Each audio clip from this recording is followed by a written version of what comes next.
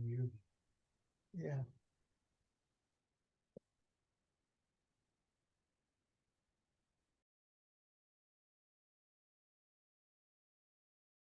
Oh, hi, everyone. I'm just finishing getting ready here, so I'm gonna go off camera for just a minute, but just wanted to say hi, Ilka. Hey, Jackie.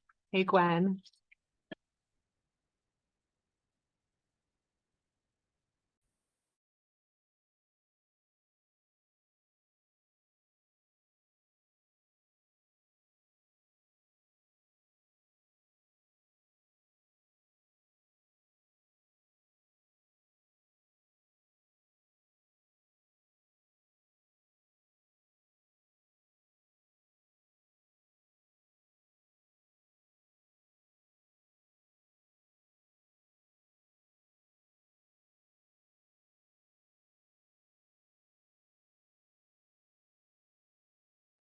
Unmute.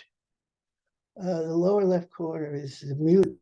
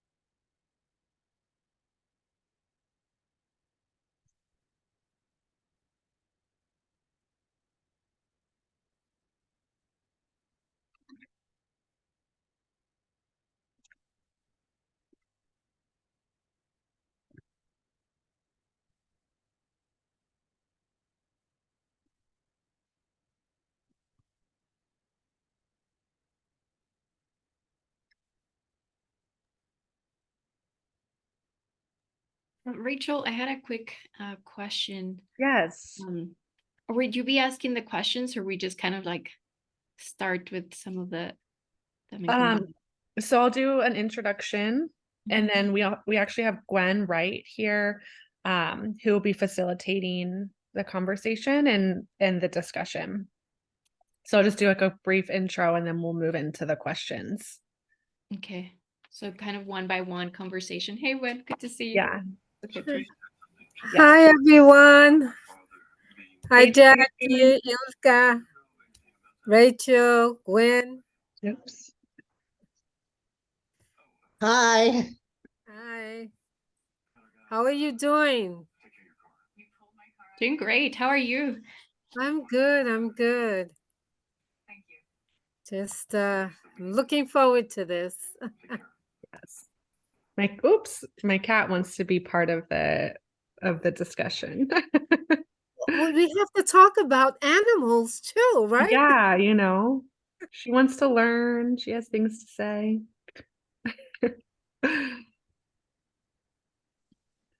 Welcome, everyone.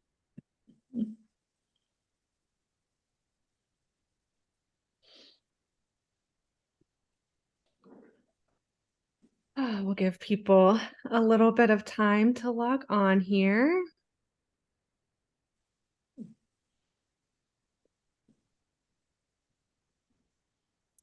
Ilka, where are you calling in from? I'm in El Paso. Okay. How about you all? I'm in Cincinnati, Ohio, but I think we have people from all over the place.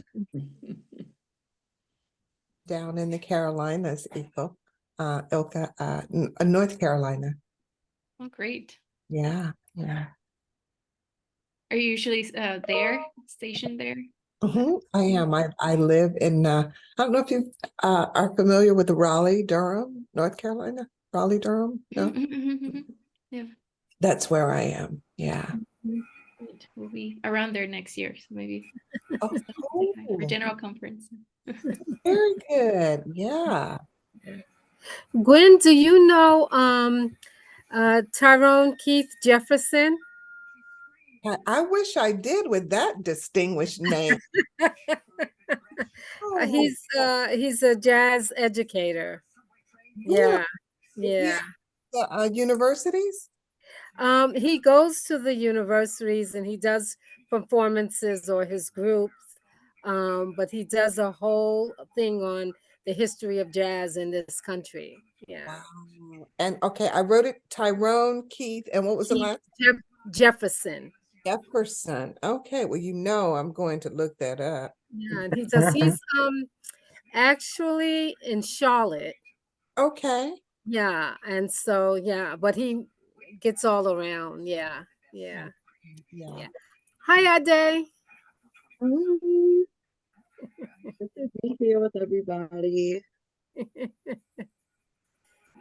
I'm over here hearing about jazz. Like I was just listening to jazz before this, so I love that. Also, a jazz lover here. We'll be also looking them up. You want to tell me more about that sometime, Judy? Please. Hi, Carol. Hi. Carol, both Carols. Both Eva, everyone. Hi. Hi, Lucy. Hi. Hi, everyone. Hi. Lucy. Hello. Hey, Megan.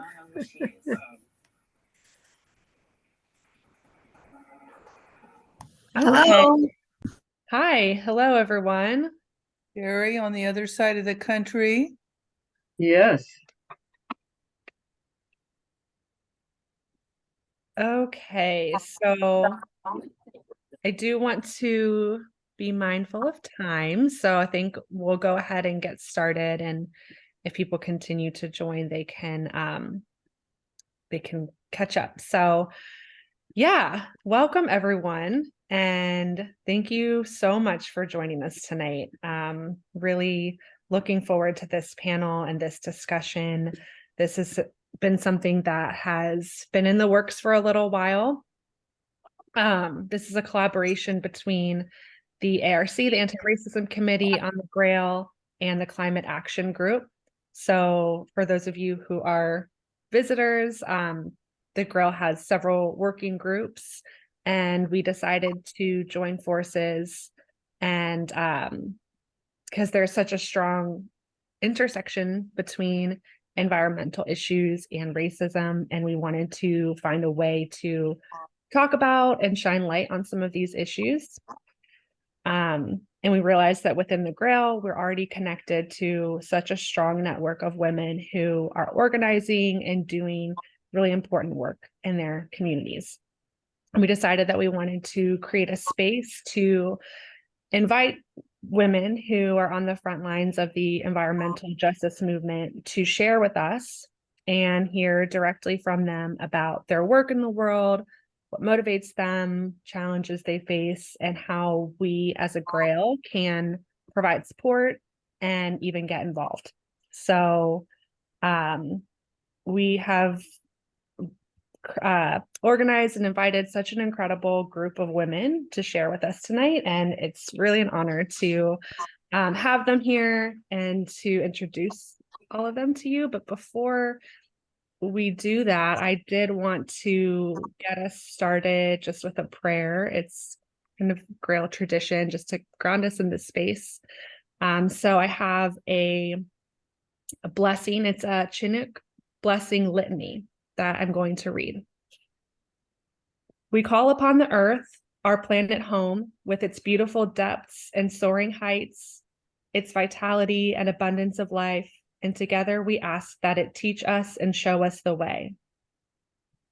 We call upon the mountains, the high green valleys and meadows filled with wildflowers, the snows that never melt, the summits of intense silence, and we ask that they teach us and show us the way. We call upon the waters that rim the earth, horizon to horizon, that flow in our rivers and streams, that fall upon our gardens and fields, and ask that they teach us and show us the way. We call upon the land which grows our food, the nurturing soil, the fertile fields, the abundant gardens and orchards, and ask that they teach us and show us the way. We call upon the forests, the great trees reaching strongly to the sky with earth in their roots and the heavens in their branches, the fir and the pine and the cedar, and we ask them to teach us and show us the way. We call upon the creatures of the fields and the forests and the seas, our brothers and sisters, the wolves and the deer, the eagle and dove, the great whales and the dolphin, the beautiful orca and salmon, and ask them to teach us and show us the way. We call upon those who have lived on this earth, our ancestors and our friends, who dreamed the best for future generations, and upon whose lives our lives are built. And with thanksgiving, we call upon them to teach us and show us the way. And lastly, we call upon all that we hold most sacred, the presence and power of the great spirit of love and truth, which flows through all the universe, to be with us, to teach us and show us the way. Okay. Okay, so I'm going to go ahead and highlight our guests here. So give me just, oh wait, hold on. Oh no, can I only do, I thought I could pin multiple people at a time. It's not giving me the option to do so. Uh-oh. Okay. Let's see here. Should have tested this out ahead of time. I was overly confident in my Zoom abilities. We might not have that feature turned on, so we might just have to have the panel on a full screen. I don't know if that will be confusing to people, but let's go ahead and give it a try. So I want to introduce our panelists to you. We have 3 women here with us tonight. We have Theresa Dardar, who is a Grail member, probably familiar to many of us. And Theresa is an advocate for the Gulf of Mexico ecosystems and coastal Louisiana's tribal communities. A Pointe-au-Chien Indian tribal member, Theresa serves as a spokesperson from local to international forums. Theresa is a First Peoples Conservation Council of Louisiana leader, and her work voices justice concerns for her tribe and greater Native community. So welcome, Theresa. And if you want to, like, are you able to raise your hand or just so everyone sees where you are. And next we have Ilka Vega. So Ilka, if you want to wave as well. Ilka is the executive for economic and environmental justice at United Women in Faith, and mobilizes UW Faith members across the US and the world through their Just Transition campaign, Just Energy for All. So welcome, Ilka. And then finally, we have Adérínsolà. Ade, if you want to raise your hand and wave. Ade is an abolitionist poet, artist, and Girls Club alumni, restorative justice circle keeper, eco-justice activist with No NBK Pipeline Alliance based in Brooklyn, and FFF NYC, a youth-led movement to end fossil fuel development globally, and also co-creator of Enhancing You. And finally, we have the lovely and talented Gwen Wright. Gwen, if you want to wave as well. And Gwen will be facilitating our panel tonight. And Gwen has been maybe familiar to a lot of us. She's been working with the Anti-Racism Committee for the past year, doing some close work with us. And Gwen specializes in facilitation, coaching, and supporting community organization leaders and other groups develop and implement systems for more meaningful engagement and collective decision-making. This includes team building, effective communication, strategic planning, and assessing diversity and anti-racism practices, equity, inclusion, and social justice initiatives. So we are in very good hands with Gwen tonight, and I'll go ahead and pass it over to you and see if I can get you all pinned on the screen, but if not, we'll just have to work with the large screen as we have it. So welcome everyone, and Gwen, I'll pass it off to you. Thank you so much, Rachel. And just want to echo your sentiments about the blessing of being in this space with each of you. Thank you all so much for time and commitment to being here and sharing and learning and allowing us to glean from you, as we hopefully can do that for each other. And so on tonight, we're here to listen and learn and engage and really support one another in this awesome and amazing work that we are all involved in.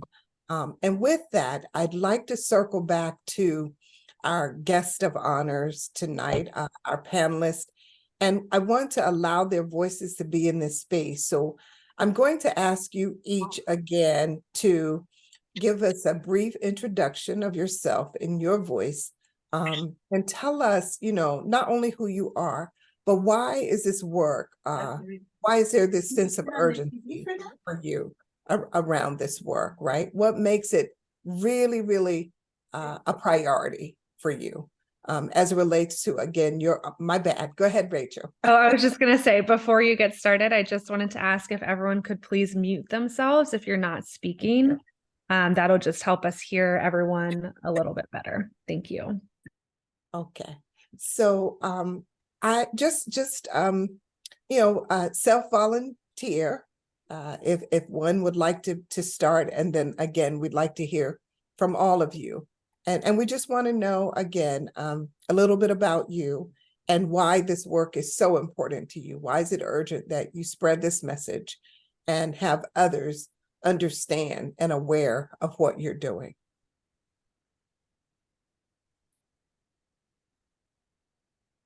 Hey everybody, my name is Adérínsolà Babawale, and I would just like to start off with gratitude for even being here and being able to like share my perspective. This means a lot to me, and it is why I do this work, because historically when it came to colonization and resource extraction that has led us to the global climate catastrophe, that is the legacy that we are trying to undo.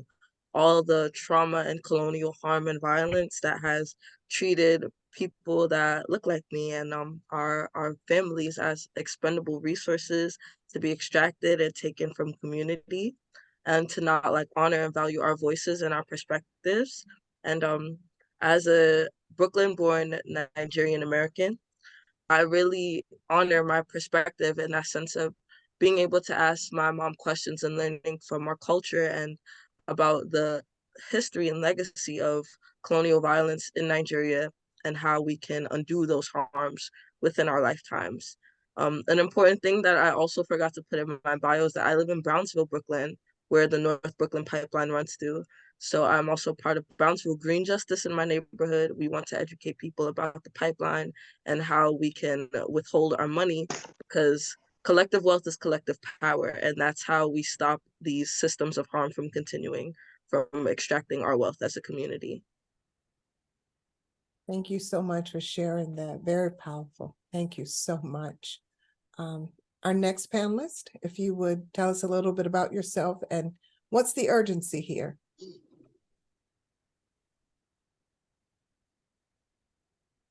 Suppose I can jump in there. My name is Ilka Vega, and I'm really thankful for the invitation, being with all of you, and also thankful for the women that have gotten me here. I was raised by my mom and my grandmother into seeing and expressing love as really being in service of other. And I think my community, it was also a way that was very much articulated of caring for one another here in the Tiwa indigenous lands of El Paso and Ciudad Juarez borderlands, where I'm also joining you from today. And so I had that opportunity to grow in a community of strong women, and volunteering in some sort of ways across both sides of the border. But for me, I think when I was first invited to attend a United Women in Faith legislative event 13 years ago, now with the group that I'm serving as the Executive for Economic and Environmental Justice, and before as part of the racial justice support team, I got to see how issues that were affecting my community in so many ways, from water scarcity, pollution, energy affordability, cartel violence, the humanitarian crisis at our southern border, housing, and so many other issues, were really systemic issues. And that means that they were human-made, but that also meant that we, the people, had the power and the responsibility to change them. And so for me, that was empowering, and that opened my eyes to both the urgency, but also the calling to stand up and join other sisters that were doing this work. So that's the urgency that I'm bringing to the table today in both environmental justice or humanitarian border crisis, and largely connected to racial justice as well. Yeah, thank you. I appreciate what you said, that system issues are human-made. That is something to really, that's powerful. Thank you, Ilka, for sharing that. Our next panelist. Hi, I'm Theresa Dardar with the Quanashana Indian tribe. And the reason I do the work that I do is because we're a coastal community. And when I speak, I don't only speak for my community, but for all coastal communities and for communities up further north as well. We're a coast that's washing away the fastest in the USA. And so if we don't fight to save our coast, we'll lose our homelands, our culture, and everything. So our work is very important. And as you all know, Hurricane Ida passed, made her way right in the heart of our community. So my work right now is rebuilding the community, which after 2 years, we finally started to rebuild. Our community didn't receive aid or volunteers like other communities. So we feel like we're the forgotten community. So that's why my work to get the word out is so important. Thank you. Wow, thank you, Ms. Dardar, for sharing that. And it's a beautiful segue into the point that I'd like to ask you all to respond to next, which is when you think about the impact of environmental issues and justice, the impact on communities of color, how do you articulate that? Why do you think it's so different on communities of color than other communities? What are the particular impacts that you've seen, you've witnessed, or you've experienced that you can share with us? I'd like to say when I had moved to Brownsville with my mom, we had lived in Brooklyn our whole lives, and after my parents had separated, my mom and I moved to Brownsville. So this was in 2017, and that was the same year that the illegal construction of the North Brooklyn pipeline began in my neighborhood. And oh my God. yeah, and for for context, the North Brooklyn pipeline was built in 2017 when New York State decided expansion of frac gas infrastructure was illegal. So National Grid as a company chose to supersede the law. And then I started to see my mom develop respiratory illness. She had to use a breathing nebulizer because the air quality in our neighborhood was bad when we moved here. And I see it as like a legacy of compounding effects from colonial violence, labeling communities as sacrifice zone, and continuing the legacy of resource extraction. A parallel that I began to like pull as I learned more about the pipeline and continued advocacy is that in my neighborhood of Brooklyn, New York, where they built the pipeline through 5 BIPOC neighborhoods: Brownsville, Greenpoint, Bed-Stuy, Williamsburg, and East New York. These communities have a very low work income, and a lot of times when you are working, you don't have time to like educate yourself about the issues happening in your neighborhood because you're going day to day and you're like, I just got to make it for myself, for my family. And that was pretty much my mom's perspective, working day to day, trying to make it for me and for my brother. And I had time, you know, being in school, not really doing anything else, but learning about advocacy and how to take action. This is what's happening. What can we do? And then how it connects to in Nigeria, how Shell has continued its legacy of colonial extraction by polluting the river, the Niger Delta. And now that is a community whose whole ecosystem is devastated and their livelihoods. They can no longer fish on the river like they have for generations. And it has just desecrated their whole livelihood and economy. So in seeing these parallels, that it has been what's deep in my work as an urban indigenous woman, because I've only been to Nigeria for 2 years in my youth when I lived with family. And I like the city life is really all I know. Haven't lived in the village extensively with my family back home, but I do see the parallels between how a UK-based company, National Grid, continues the legacy of colonial violence and harm in BIPOC neighborhoods in the United States by not educating the consumers, the residents of, hey, we're putting this pipeline through. Well, is it going to serve us? No, it's actually going to lead to an LNG facility that will put more money in our shareholders' pockets. They will never tell us that. That's why we have to go out of our own ways to educate and amplify the truth, to teach our community and let them know, here's how we fight back, here's how we resist. Thank you for that. And I hear you very loud and clear when you say this impact is severe, because of more than a couple of reasons, but the illnesses and then the not being aware of the severity of the impact of what will actually happen when these things show up in communities of color. Ilka, would you like to respond as well? How do you describe this sort of different impact on communities of color? I think growing into the awareness is something that sometimes comes from a first-hand experience. I also grew up with asthma and in a community where respiratory problems were also common, as was already mentioned, and pollution was common.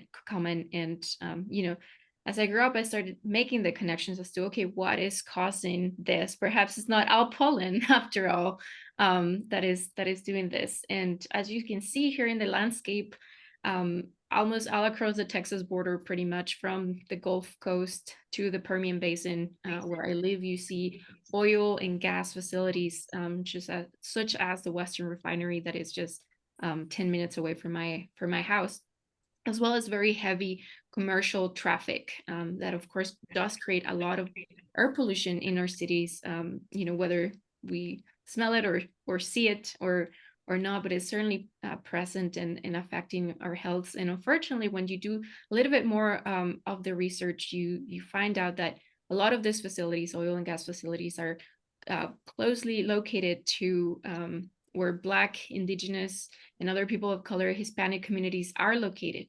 And so our communities are disproportionately impacted by air pollution. And Hispanics on average breathe in 63% more pollution than what they produce. And for African Americans, the figure is 56%. So we disproportionately breathe in more pollution than we cause.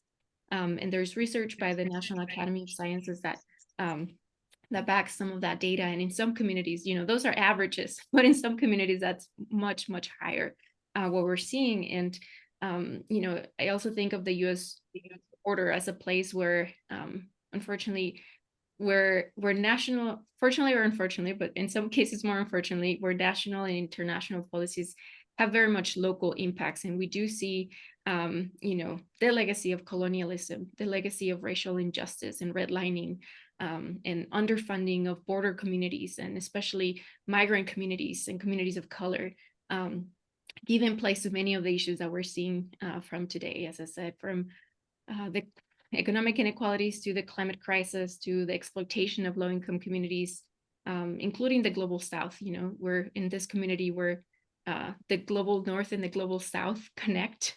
And so we can see very much with our own eyes the contrast between one side of the border and the other, right? The exploitation, and unfortunately many times also the creation of sacrifice zones, right? Zones that where we throw our waste, where we decide we can exploit, you know, from the pollution to the human rights violations from the extractive industries that sometimes we see in many of these areas. You know, giving place to these toxic fumes from fossil fuels, particularly, that are causing and exacerbating our climate crisis, but very much our own health as well, right? And so we start to see these connections, and then in a further level, also taking those connections to another level and seeing our local community also affected or in the midst of this humanitarian crisis, right? From people coming from places that have also experienced some of these crises in the global South, right? Whose communities have been also affected by the climate crisis and by economic exploitation, because it doesn't happen in silos, right? Like the climate crisis affects agriculture, affects water access, food production, and it can play a big role also in exacerbating conflict. So while many of them are not saying, I flew because of the climate crisis, when they start telling you the stories and saying, you know, we lost our crops, we just couldn't pay our debts, people were coming after us for the little thing we had, and they were threatening our families, and that's why we had to move. So you start making those connections on how you know, how the climate crisis is really functioning at a multi-level, multi-dimensional way, and our communities facing those people that are coming here as well, and hearing those stories. And so directly affected our community, but also hosting other people that have already been displaced by the climate crisis. And so definitely in a place of, of where many borders collide in some ways, for many intersections of issues. You certainly painted a picture for us of what the climate crisis looks like on a local level. And I appreciate that. The face of what we're talking about here, these environmental justice issues and concerns across our country. Thank you for that. Ms. Dardar, would you please respond and just share with us, as you think about, and you've already talked about how you experienced your community not receiving, in a sense, that the level of support that other communities may have received as a result of natural devastation. But love to hear from you about why and how communities of color such as yours are being more impacted than others when it comes to these issues. Well, in Southeast Louisiana, most of our tribes live on the coast. So it's all tribal people. And so all companies have dug canals and caused the land loss and everything. And so causes us to have more flooding. And so we have less of a population as other communities, for one thing, because most of our population had to move because there's like our younger generation can't say, well, I'm going to build a house, although they'd like to stay here. They can't because there's no room.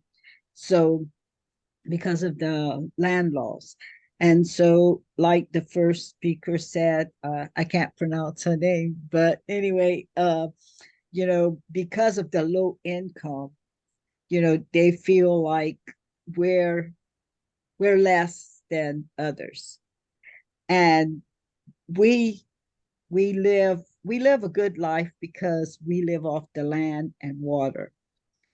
And although we may not be rich, we're rich in culture, and we're rich in loving our land and taking care of our land, caring for our land, trying to protect our land. And they see this as dollars.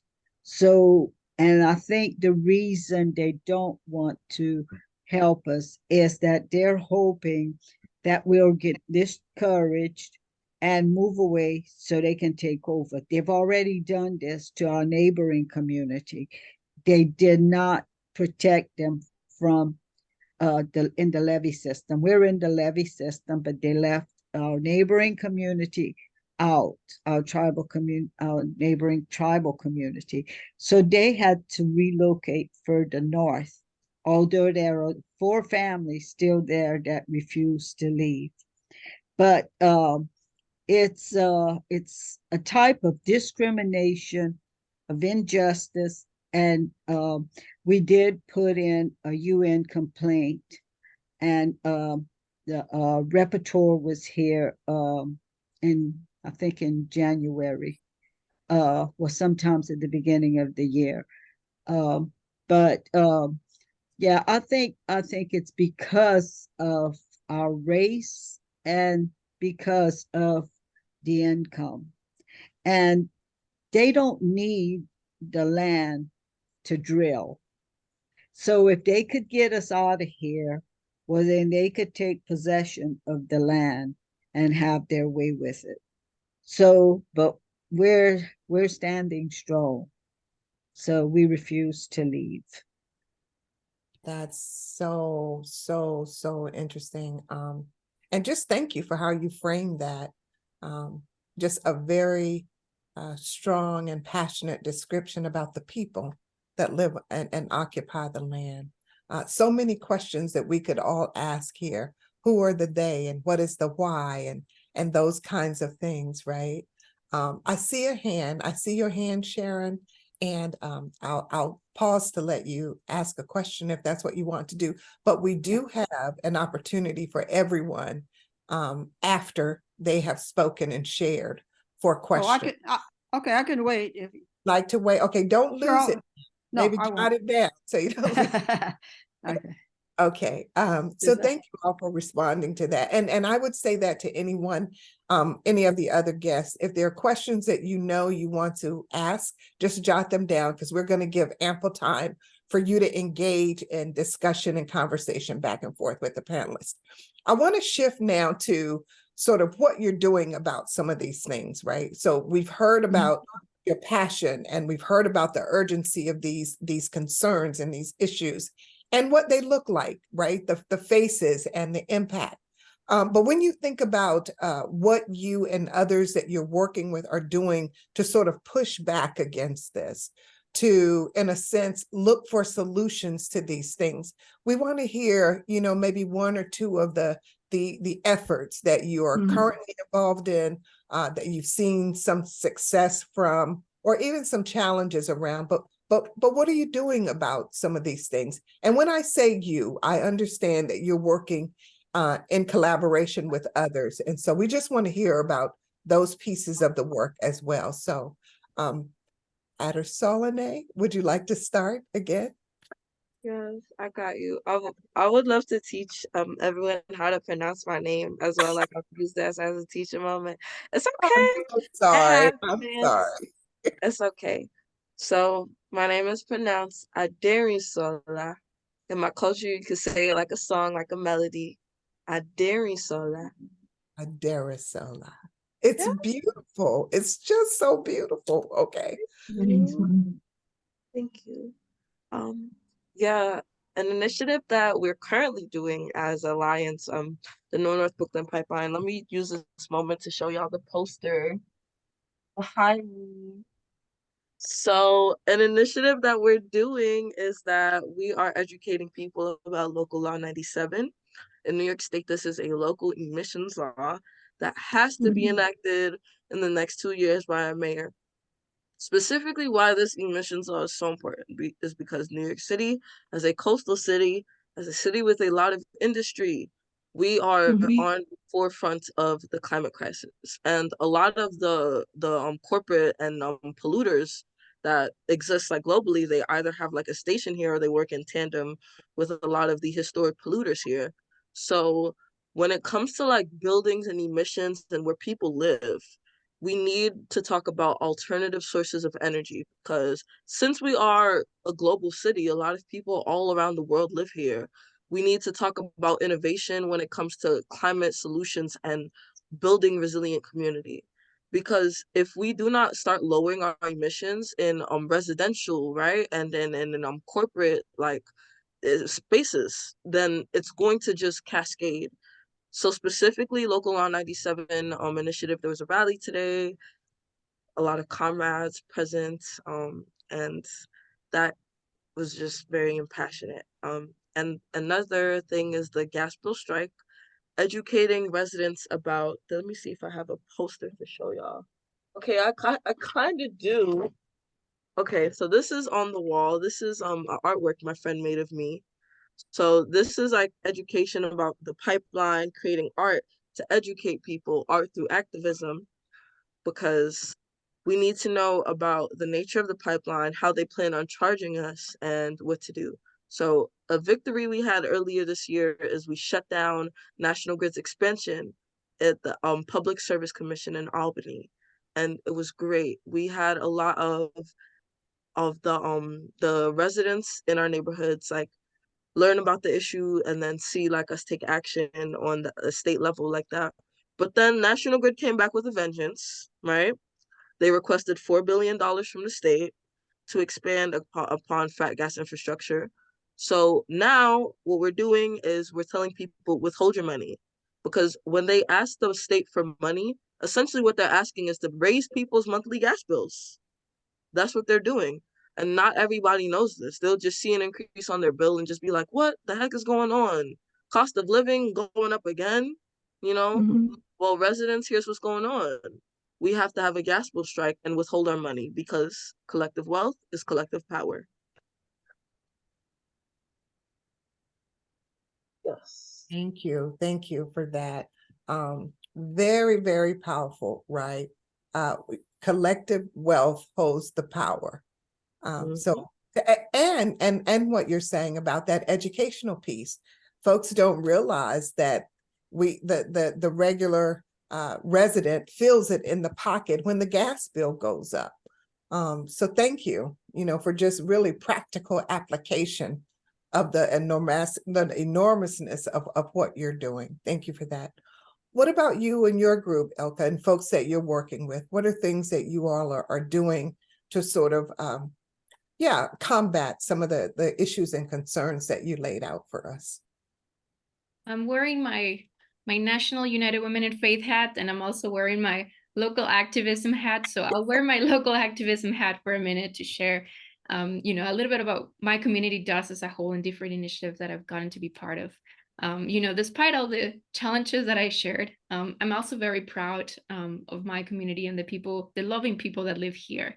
Because this is a community that is vibrant and thrives and takes care of each other. And we have shown up big time because despite our own challenges of, air and pollution and water scarcity, we have stepped up also to receive the families seeking asylum that have come to our borders and show our generosity in that way, right? And that had been the work of volunteers that come up and show up. And then we have also tried to work to pass legislation as well to open shelters, but also to transition to more renewable energy. We are the third sunniest city in the US. We have a lot of sun. It's over 130 days of sun a year, so pretty sunny. We should definitely be using that for more renewable energy, right? And so I mentioned some of the work. As I said, we opened some shelters in many cases, working with different interfaith volunteers or humanitarian groups that have come together sometimes to transform churches into shelters or facilities. My offices at some point, I work at the Diocese of El Paso, and they transform our offices into a shelter. So at some point, like, people took showers to a door next to mine, right? And so you get to talk to the families, meet the families, work very much there. And a lot of people just, took what they had and offered it. And so thankful to be part of that, of those efforts, but seeing that people do that work and go the miles to volunteer has been extraordinary to watch.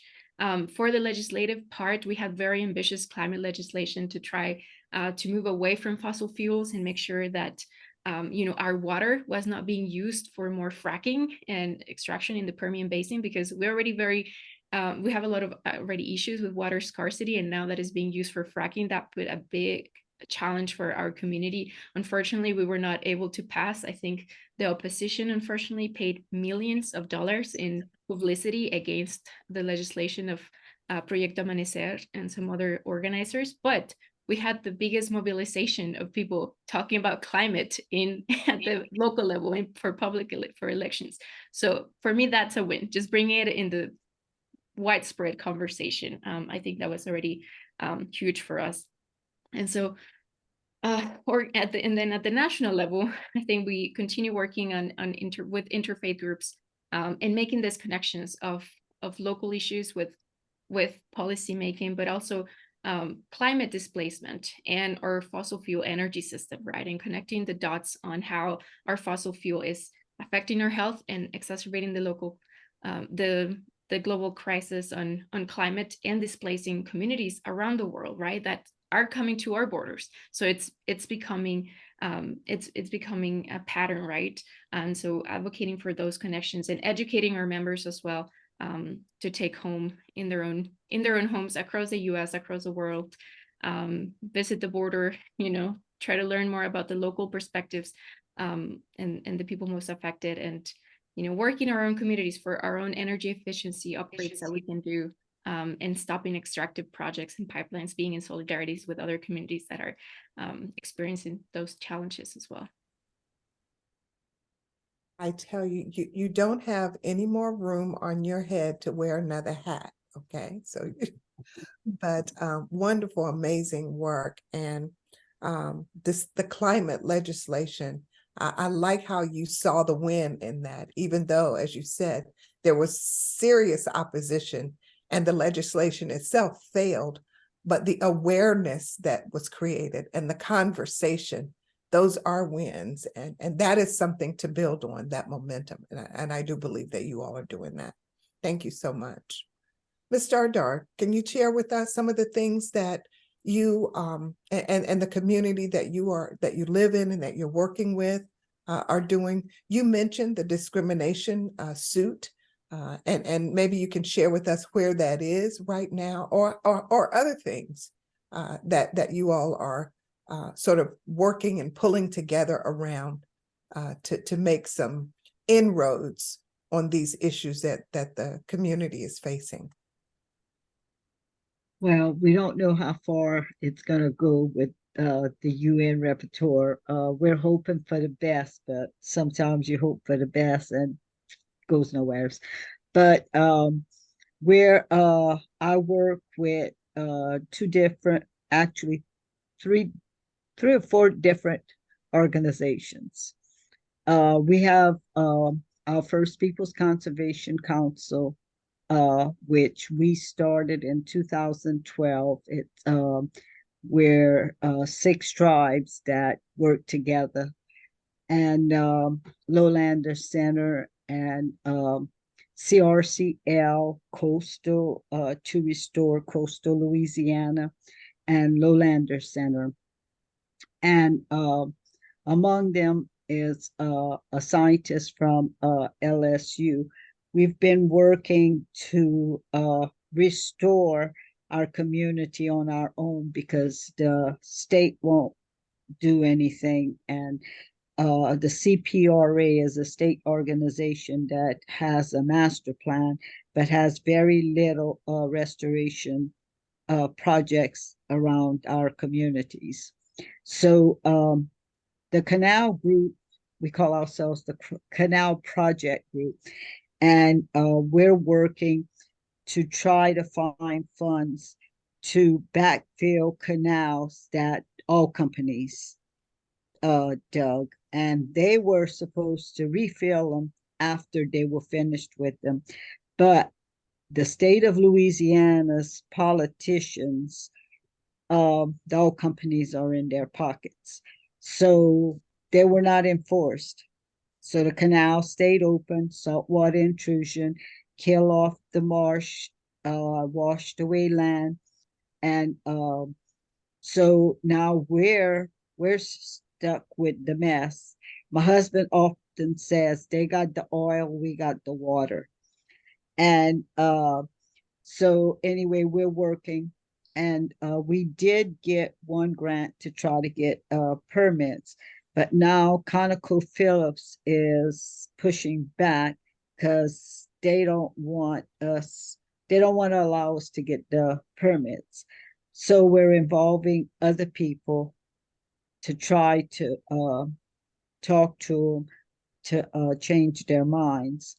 But this is one way that, we can do some restoration around the community to save our cemeteries. We have several cemeteries that you have to go by boat.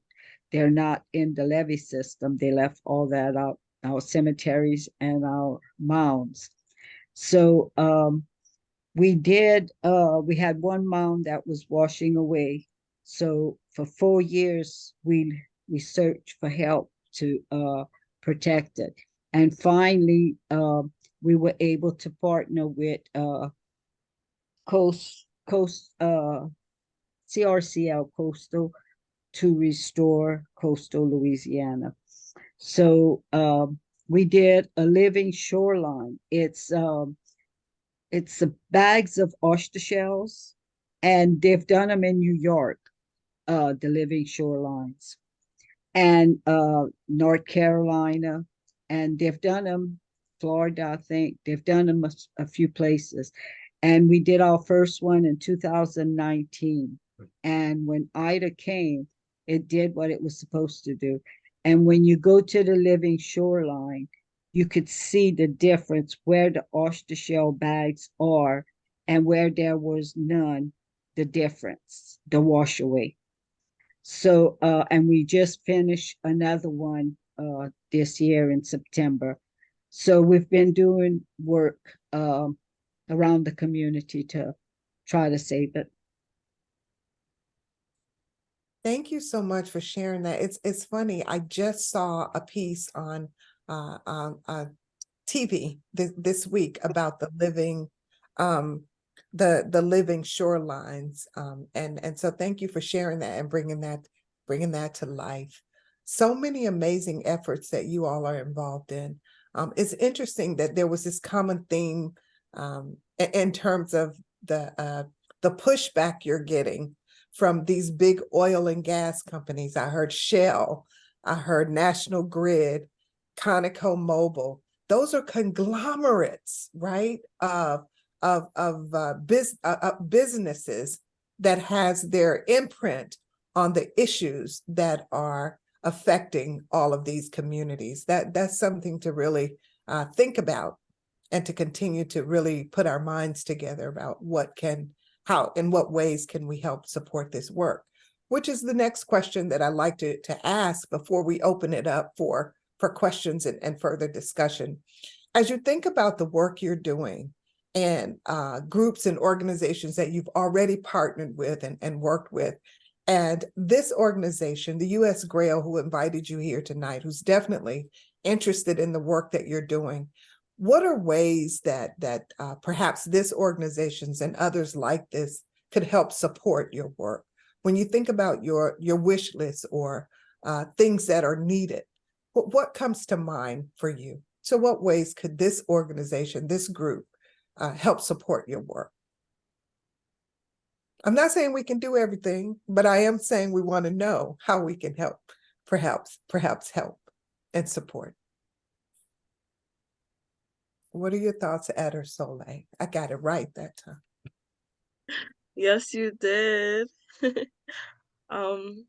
This is a conversation that I personally had been I had with Judy, and it's really such an honor, but like being considered for scholarship to further my education, because I am someone who I consider myself very much solution oriented.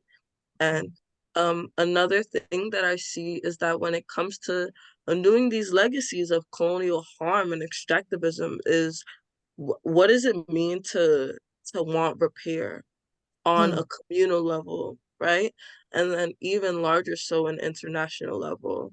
I believe very much so, and I know very much so, that reparations are something interpersonal, something that we foster as a relationship. And I want to undo the legacy of colonial harm in my community back home in Nigeria. The only way I can do that is by having the knowledge of these problems, the wealth to contribute to economic development back home, as well as the means. So having a degree to certify like the knowledge that I already have and I'm building on, right? And my school fees paid to like help take stress off of my family and myself, and just the support emotionally, because financial is only one side, one aspect, but the emotional support and like faith and trust that I get from having Judy as a mentor, I really am so grateful. So this is something that I see that can be done by an organization such as the Grail, that has a history of doing such great work. Awesome. That capacity building, pouring into those who can serve as frontline ambassadors to continue this work. Thank you. Thank you so much for sharing that. Ilka, what are your thoughts about support and what ways organizations like the U.S. Grail could help? I'm already thankful for the invitation to be in conversation, because I think that's part of the solution and the work that we're being called to do. I think having, this moment of sharing with one another really makes a difference, of the work of solidarity and making the systemic connections as well, of climate and racial justice and migration, and continuing to center the voices of those most impacted in our work, right? And we're certainly a stronger movement, I think, together. And as people of faith as well, I think we have a special calling to take the good news to the press, right? Which I think you could translate into centering marginalized voices, working for liberation. And I think our solutions really have to involve the communities that we're, trying to be in solidarity with, right? Prioritize their voices first, prioritize the investments that come up, and fairly distribute. We work on energy justice, but fairly distribute the profits, the burdens of energy production, of the systems that we create. And I do have, we as United Women in Faith, we do have, action alerts, and also create our own webinars and try to also connect with speakers. So you'll probably be hearing from me soon, also getting an invitation from us to speak also at our events to continue, building our solidarity.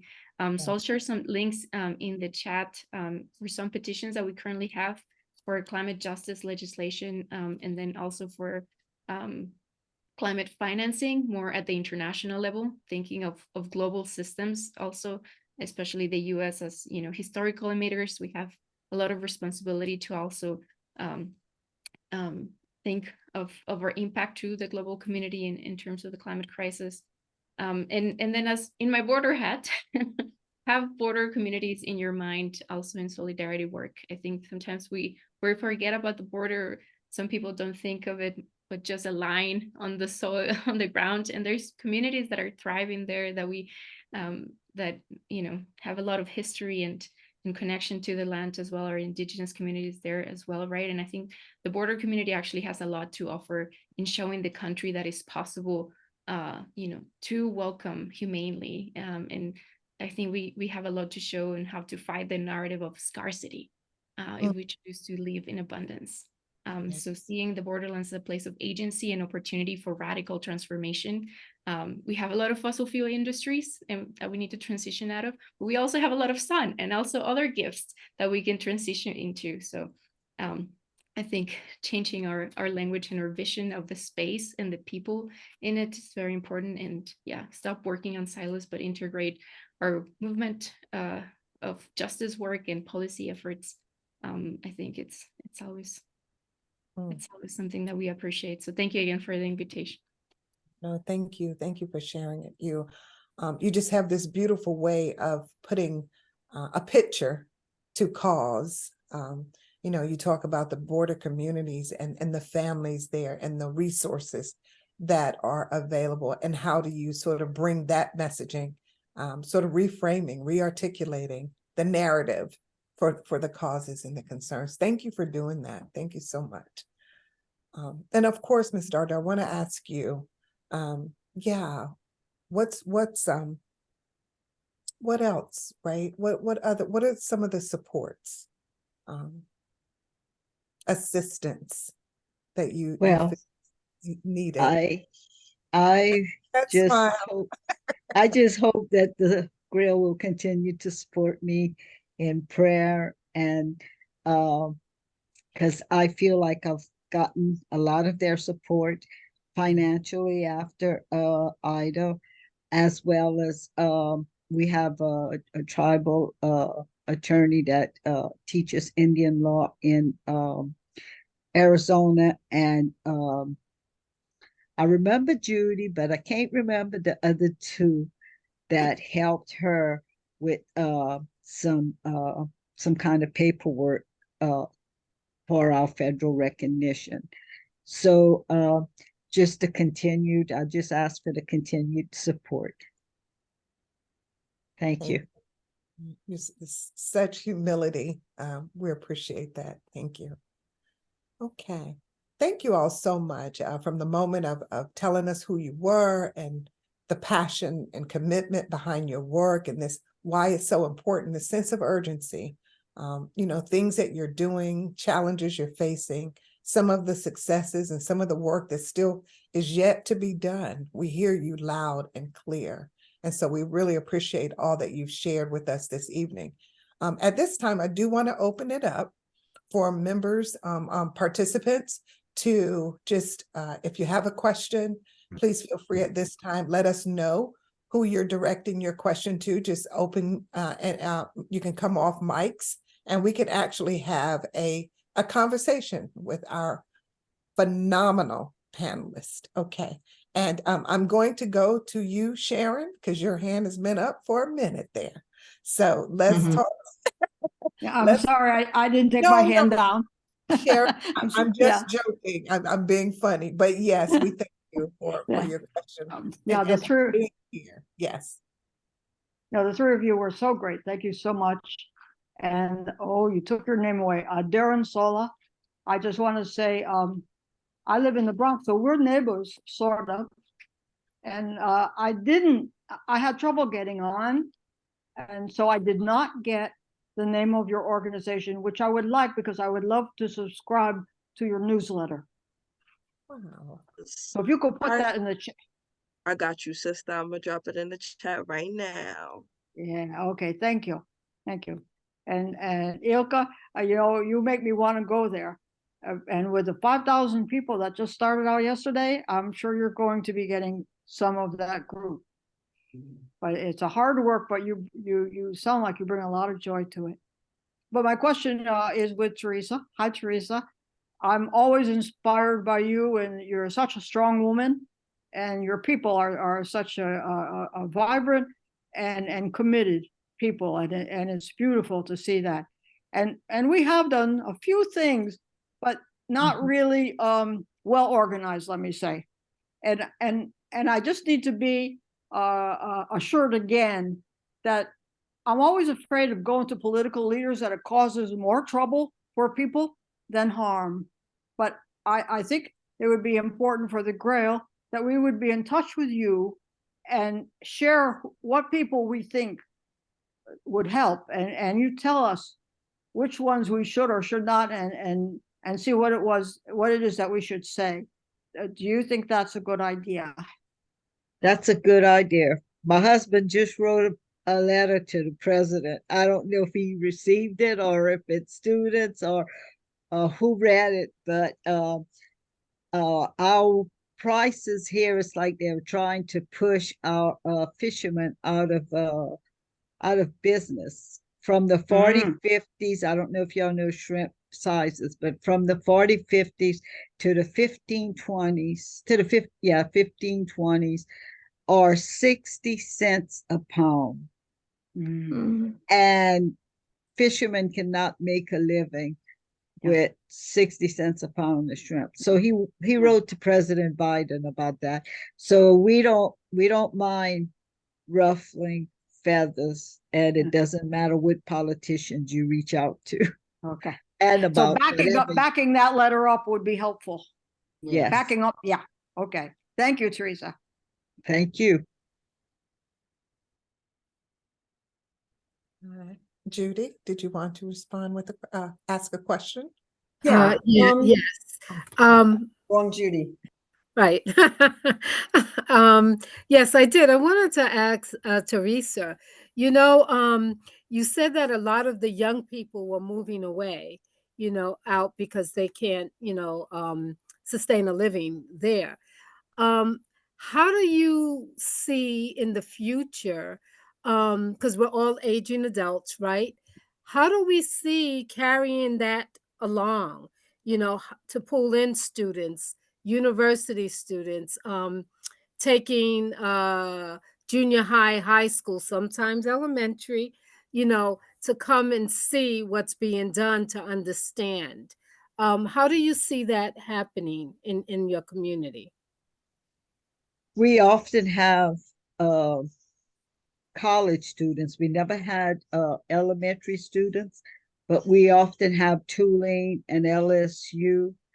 And we had a North Carolina group as well. And Donald takes them out on the boat and give them a boat tour. They want to come and experience, for themselves what all companies have done, the land loss, and any ways that they could help us. But the younger generation, we have three families that are young, that are still here. because they inherited their grandparents' homes. So they're still down here. But there's not a lot of them down here. We're mostly an elderly community, but we do have a few middle age. But yeah, we have like after the hurricane, we had a lot of college students that came. They did most of the cleanup. Mhm. Yeah, and we take them around, and if they want to go for a boat tour, well, we take them out on a boat. And if Donald's boat's not big enough, we get someone else's boat to tag along. Mhm. Well, Middle Church has a group of teenagers before COVID that used to always come down to help. So, how do you see the Grail helping with that? I mean, what do you think we can do to help, get you that physical, because sometimes it's really physical support that you need. How do you see us doing that? And then I'm gonna stop. Well, really right now there's not much for them to do. Like once, if we could get homes built, painting would need to be done, so they would be able to help out like painting. And I mean, we could find things for people to do. There's always something someone can do. Thank you. Thanks, Judith, and thank you, Ms. Dardar. Judy, please, let's hear from you. I think there's a common theme that needs to be addressed here. When it comes to money for repairs or for coastal protection, the only people that have that kind of money are the governments. And the U.S. representative for Theresa's area is Scalise. He's got a big name. He's also got a very serious health problem and could die. He's, raised Catholic. And I was wondering if anybody has actually taken a group to his office in Washington, D.C. or in New Orleans to start petitioning him and making him recognize that he has ignored, I can't say it's a substantial part of his population because he represents New Orleans, which is obviously city, but 13% of his constituency is rural. And it has become of national significance to protect the indigenous. This is a high-profile issue, and it's also an issue for young people who vote. So the word attack is wrong, okay?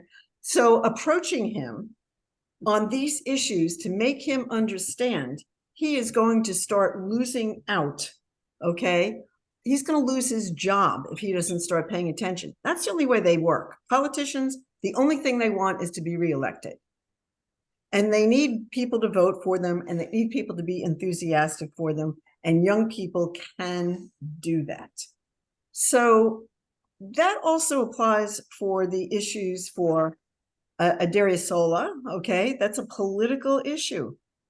So we really do need to have somebody take hold of these issues. And the lawyer in Arizona, she's fabulous. We've worked with her, me along with T. Rose and Cindy Chain. So we know that she's smart, but she's from Arizona. And that's not going to work for her U.S. Representative Scalise to be motivated. So writing a letter to the president, Donald did a good thing, but he needs to write a letter to the president's special envoy for environment, who is John Kerry.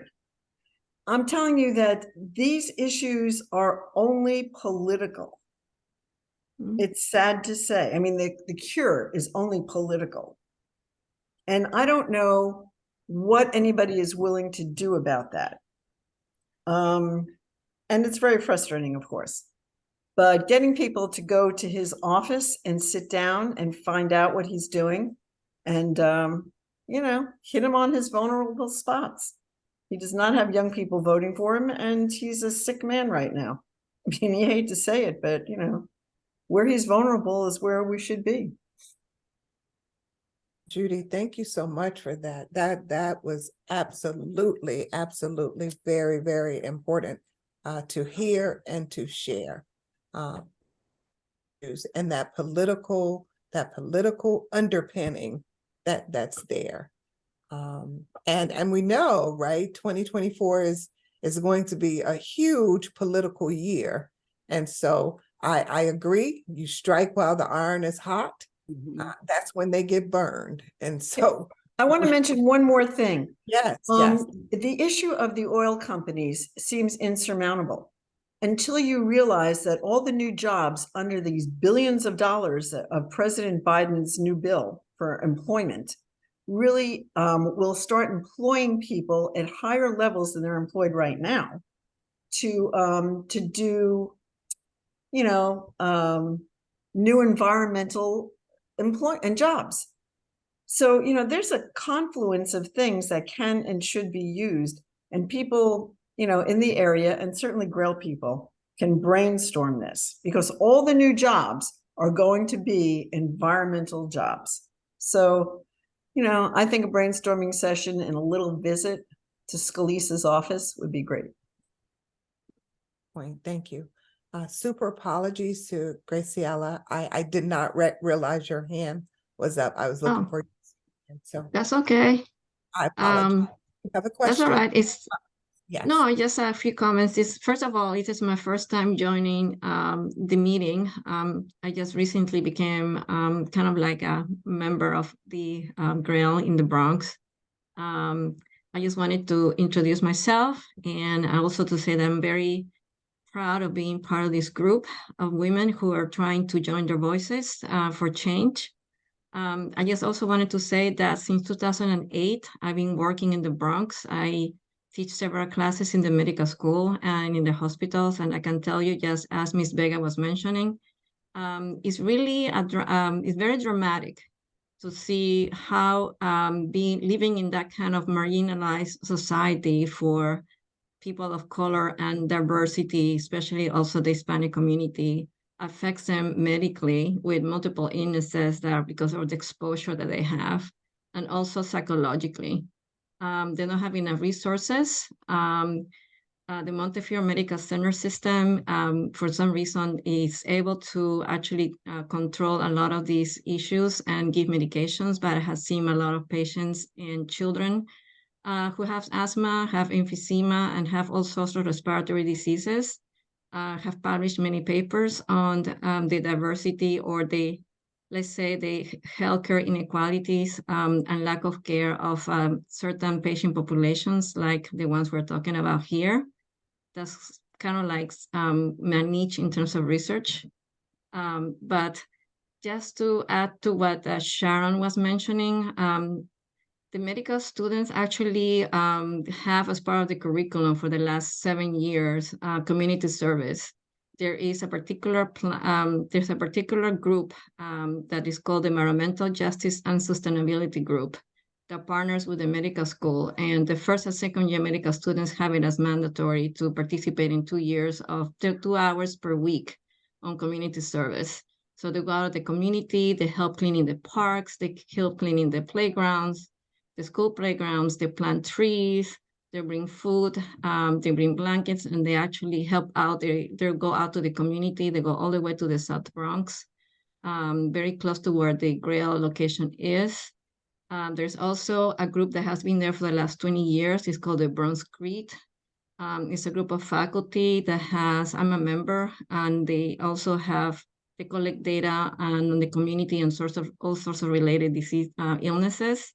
They have also partnered with the Environmental Justice Partnership Group from the Bronx, and they had advice and they have consulted with some of the local community leaders in terms of how to approach the local offices, because this has to go at the local and state level.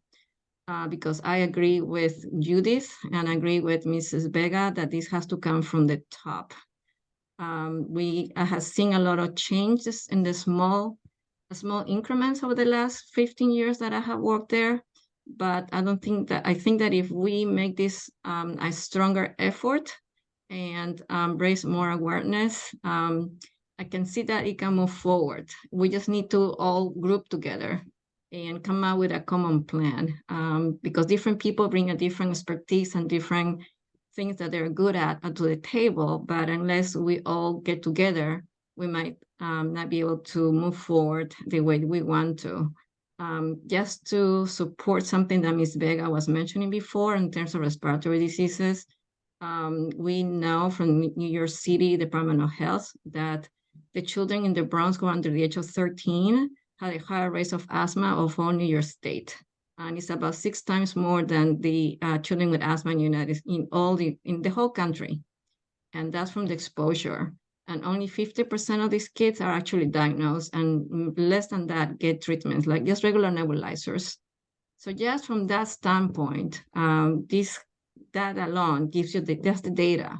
So you have the evidence, and there has to be a way to bring that to the attention with core data to some kind of organization or some kind of state officials that deal with this in New York State Department of Health to actually give support groups to help out, because I would love to do that, but I would have to figure out how to go about it. Love that. Yeah. Very clearly in the need for solidarity and for the health issue, the health concern that climate injustice shows up, how that shows up in the health of those in communities, the communities that we've been talking about. I really appreciate that. And thank you for the work that you're doing there, all of that. And the student piece about the community service, what a wealth of information to know how that is one pathway to bring in young people to help support these causes. And there are many universities across the country in different communities. So if there's a way to actually partner, connect with local universities around that community service piece, that's a great idea. Thank you so much. I see Who has their TV on, please mute. Mute. Yeah, mute. You see many chances, maybe. Thank you. Somebody needs to mute, yeah. Thank you so much. Okay. And I see, thank you.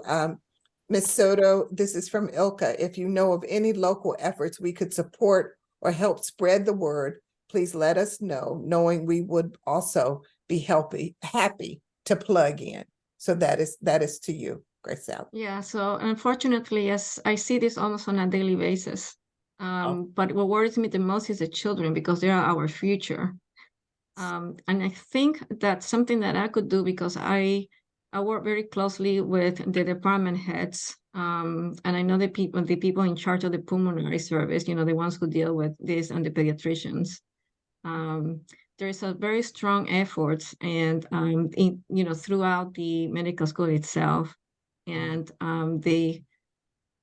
I know that there is a way to make this a little more, let's say, like a more not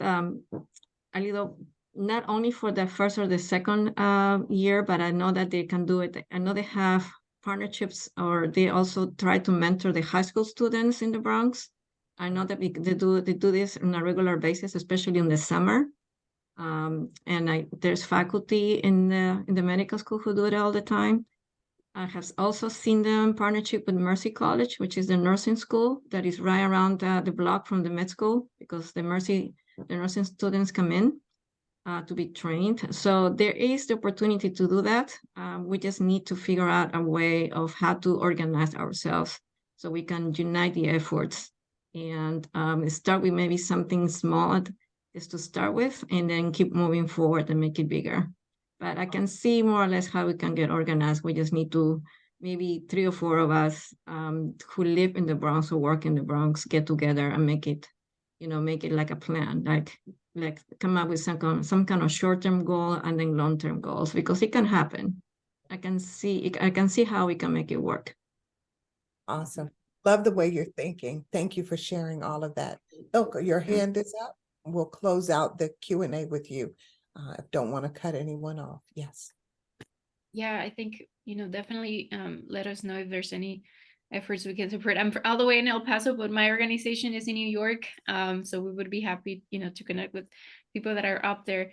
And other two efforts that we've been supporting as well, connected to that exposure, especially, had been no idling policies and initiatives in schools and churches. Sometimes when we leave our car on running, we're creating unnecessary emissions and pollution. So it's as easy as just turning our cars off when we're, in line waiting to pick up someone. And also electric school buses. So important to reducing fossil fuel emissions for children, especially, that get to sometimes sit in buses for an hour, 2 hours at a time when they live in faraway places.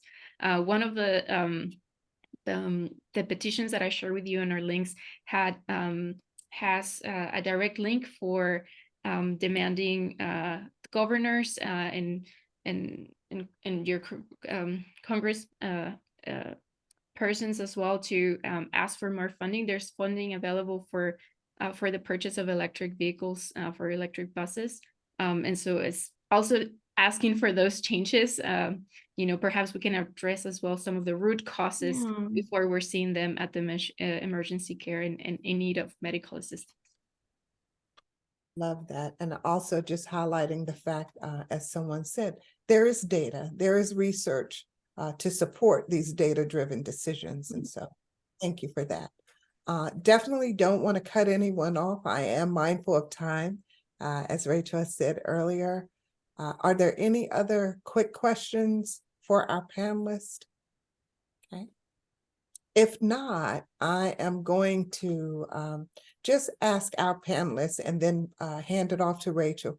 What is the one thing you'd like for us to take away from what you've shared? If there's something you want us to really remember and think on as a result of your being a part of this, what would that be? What would you want us to leave with coming from you?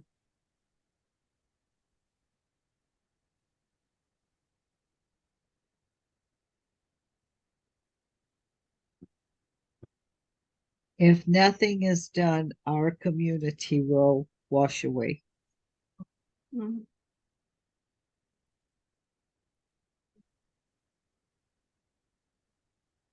Everything we do is essential to building the world that we want, and none of our futures are expendable. I think the challenges ahead of us are also opportunities to come together and create radical transformation for the world we want to see.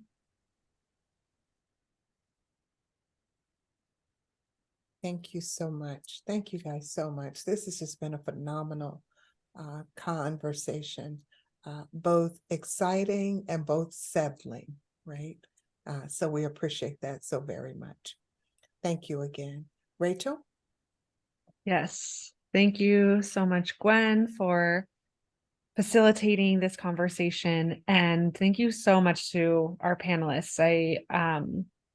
There's just so much brilliance and wisdom in this group. And just by you showing up here and sharing, it really means so much. And then also helps carry this work forward and plants the seeds with all of us to move forward with it.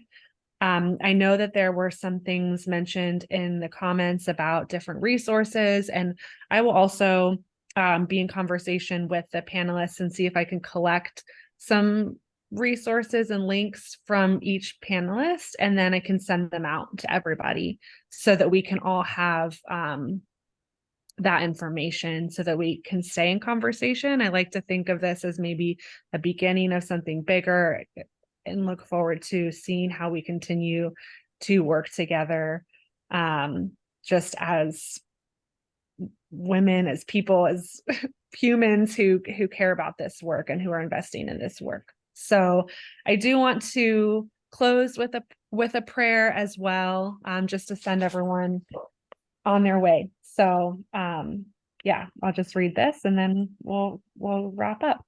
And I'll also send the prayers out as well. I got a couple of requests for that.